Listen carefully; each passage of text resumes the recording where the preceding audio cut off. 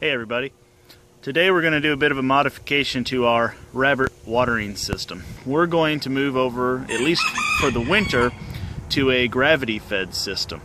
Now the way this works is you simply have a container, like a bucket of water, elevated above the cages, and we're going to use this little adapter that I purchased to connect into the bottom of the bucket, and then it's got all the adapters necessary to take me over to the 3/16 inch flexible tubing that goes around the rabbit cages. So what I'm simply going to use is an old pail from cat litter, kind of as a test and make sure it works right before investing in anything that can hold more water than that and putting a hole in it. So according to the instructions on the website, I just need to put an 11/16 inch hole in the bottom of the bucket, and the way this simply works is you can see the two O-rings right there. We'll simply take off the bushing and the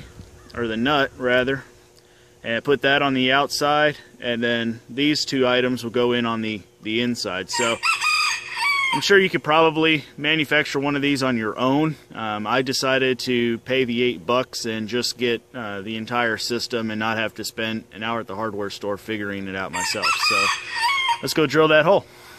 Okay, so like I mentioned, I'm just going to be using this old cat litter box.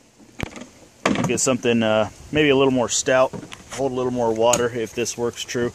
About the only thing I have to say about this is just remember to make the most use of what you have and get on your lowest elevation here. This particular bucket's got grooves in it, so rather than try to get down in a groove, I'm going to just use this. So this is 11/16 drill bit.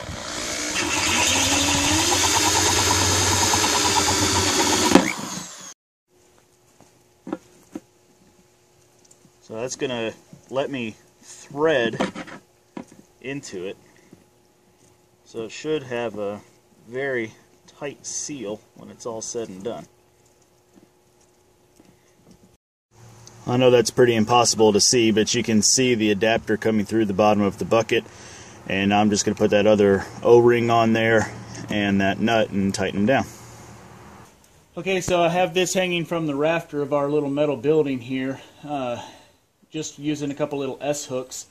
When you tighten these down, I'll remind you not to tighten them too much so you don't pinch the O-rings. You want it to create a seal but not pinch it, or you might actually make an opening. Everything seems to be just fine. I'm not seeing any leaks or anything, and when I open the valve, I get some pretty good flow. So right now I've only got the bucket about half full. So the idea behind this is that when the water freezes, because this water at some point will freeze, at least it can expand up in the bucket some. It's one of the reasons I only have it half full, but the other reason being I just don't know how strong the handle is on this bucket. Now, if anything inside of the tubing freezes, there's really not too much I can do about that. Hopefully, because it is a flexible tubing, it will have enough flex in it to expand the amount needed for whatever inside the hose actually freezes. But it's better for me to have to possibly replace 10 cents a foot hosing or a piece off of this adapter than replace a $40 pressure reducer. Alright, so to make all this work, all I've got to do is just plug in my transmission line. The one goes all the way around to each feeder, and just turn it on. That's all there is to it.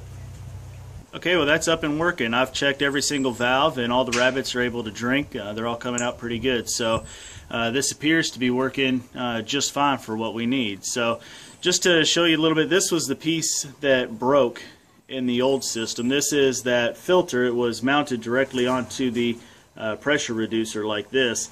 And the part that actually failed is the collar right here. I doubt that you can see it in the video, but there's a crack going all along here.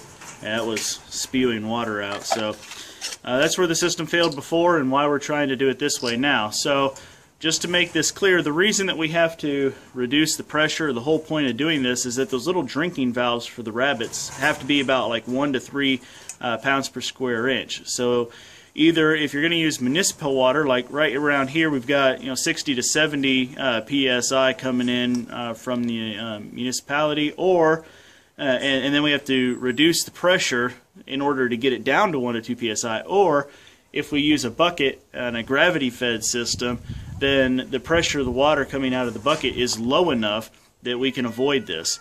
And there's more systems that you can do to try to automate this, but I'm not going to waste your time with that now because I'm not going to show it to you. So if you're interested in this, just leave some comments down below on what you'd like to see next, what other options there might be, and we'll share that with you in another video. Thank you all for watching.